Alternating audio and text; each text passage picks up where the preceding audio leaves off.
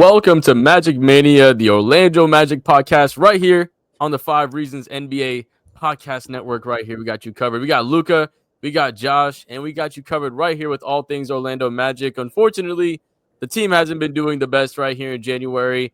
A record of 3-8 in the out of all the 11 games out here in January, having an overall net differential of about -9, and losing those games pretty handily. The team seemed to lost their identity of just sharing the ball, keeping it flowing. It seems like the ball's seeming to stick a little bit more, but hey, enough of me talking.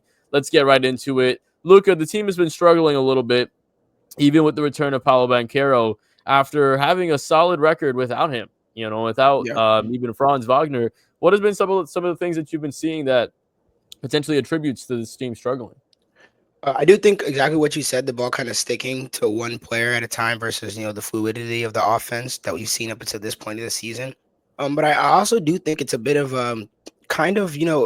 it's funny because you mentioned it in the last episode, adjustment period, and I really didn't think it was going to be as significant as it was, but it seems like that's exactly, what's happening. I guess we didn't, take into I just assumed when you put someone who's averaging 27 points a game back in the team who's already been doing good, things would flow. But I definitely do think there's some adjusting from this team, with Paolo Banchero being back in the lineup.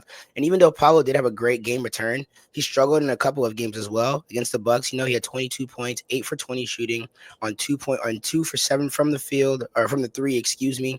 And then, you got against the Nuggets, who are honestly one of the hottest teams right now in the NBA. They're doing their thing, especially with Westbrook, really leading, stepping up to his role. But yeah, Paolo Banchero against the Nuggets had 10 points, 4 for 16 shooting on 0 for 2 from the three. So it's just, Paolo is kind of struggling to find his way back to his, efficient offensive form that we know. And the 2 3-point percentages I just mentioned before in those games continue to be a problem as well.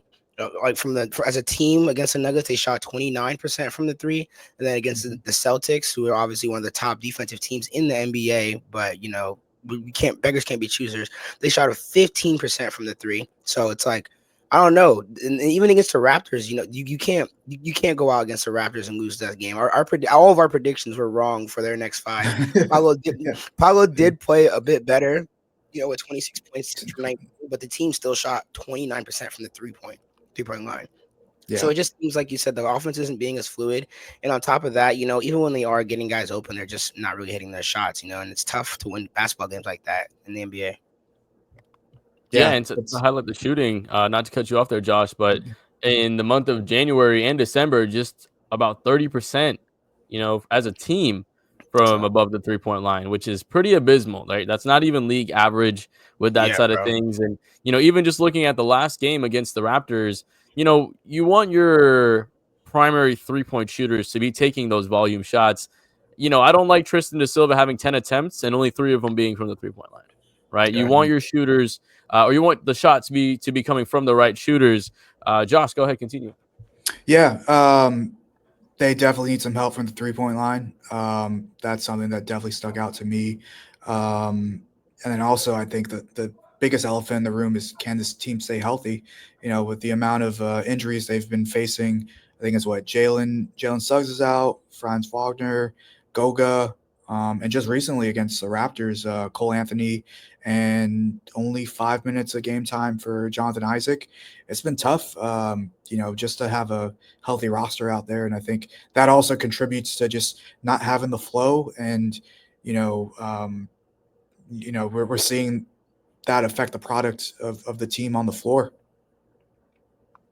Do you think this team has kind of burnt out on the gas that they've had with all the injuries they've gotten? Because, at some point you have the guys playing at their hardest to try to make up for the difference, which, at this point now we're missing 2 out of the 3 top players, right? You're missing rotation centers, you're missing rotation pieces all throughout the entire roster. It's almost seems like it's at a point where the team has reached a wall with how much they can make up with just effort and with coaching and all the positives that we saw, even with the loss of Franz and Paolo previously.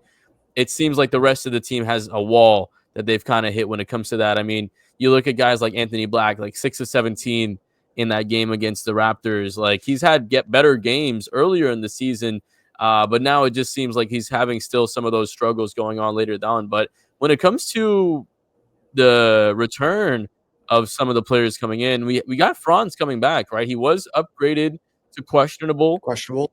in the next coming game. So he's making progress from the injury. I think one of the positives from him and Paolo having the same injury is that they understand the process, right? I think me Right. and you were both there, Josh, when Paolo talked about it. And he said, like, when Franz is there, I'm kind of talking him through some of the things. We had some of those same injuries. So it's good when you have two guys that are on a similar, not positive, but it's a blessing in disguise when something Yeah. like that happens, and then so we're able to do that. So with Franz coming back, Josh, how many of the problems that this team has do you think he solves? I mean, it definitely a huge plus to have your second star back on the floor. Right? He's listed as questionable against the Blazers tomorrow, so we'll see if he'll even get on the floor. But I think a positive right now is just to see him go through pregame warmups. I think that's a sign in a positive direction for him coming back, and I think it would help with momentum on offense. And I know we pointed out the ball sticking. I think he would definitely help just share the ball around and create some more opportunities to guys that need that. And I think it's like you said. I think Paulo had mentioned about the oblique injury and them going through the same kind of ordeal. I want to say Franz is coming back up to speed a little bit quicker. So maybe Paulo has something to do with that, and just kind of relaying like, oh, this worked for me. So, that kind of stuff definitely helps with, I think they still have a strong team chemistry. It's just riddled with injuries and some tough road games, really.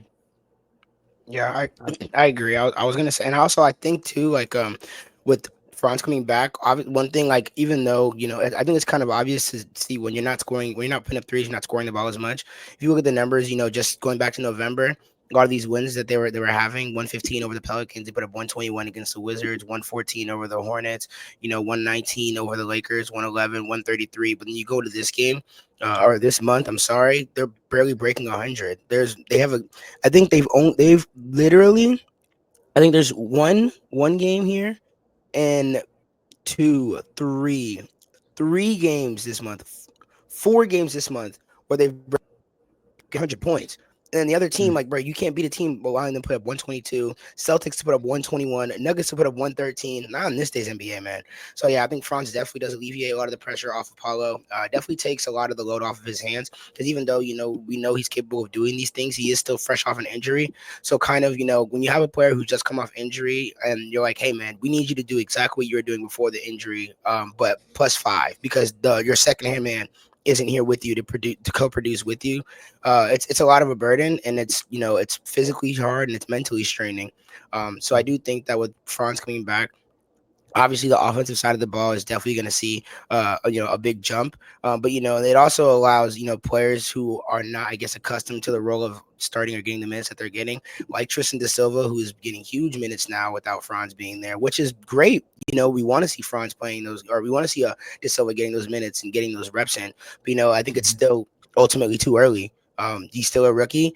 It's the middle of the season, and it's also just a time period. I think in the NBA, we do see a lot of teams either elevate in this period or slow down a little in this period. And at this exact same time last year, Magic started to slow down again. It's like right before that All-Star break, they kind of fall off. But I think that's one of those things that with time, because this team is still young, they'll kind of be able to find their footing and keep their foot on the gas all season long, with or without injuries, because they've proven they can play without Paulo.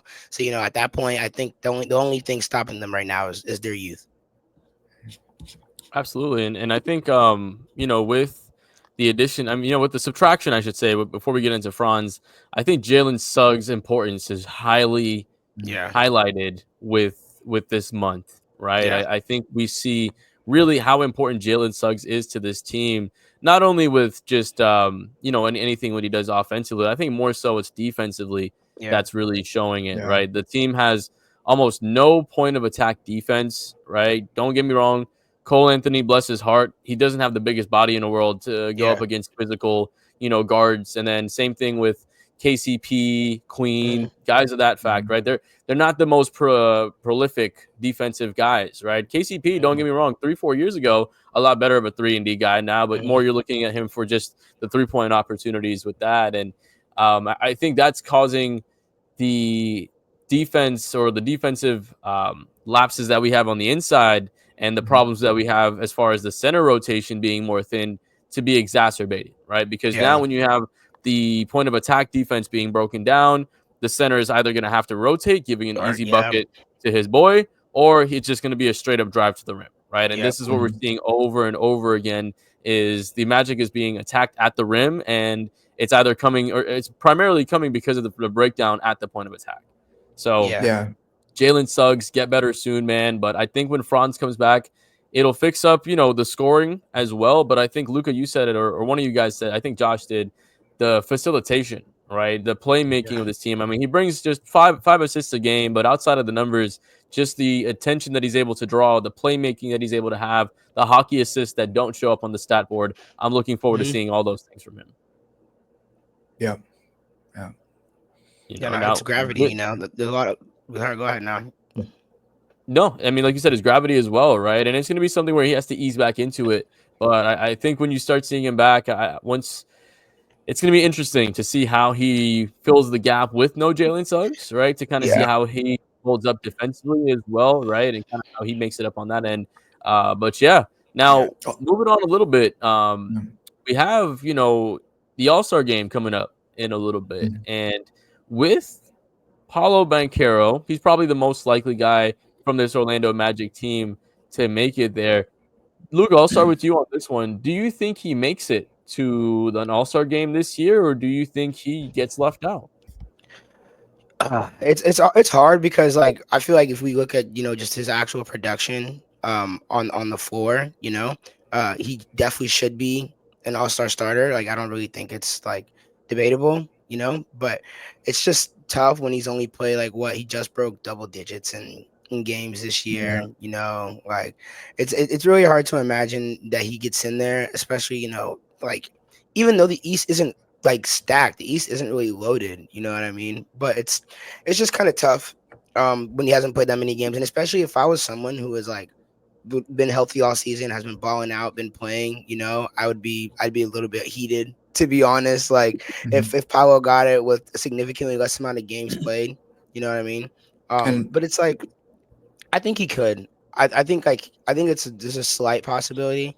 But I don't see a world where he's for sure guaranteed in there, because you got Giannis, you got Tatum, you got Cat, you got Jaylen Brown if you want to put him in there too. It's really tough. His competition is really tough. It's stacked against him right now. So I don't know. I think he's good enough to make it, but I don't think he will.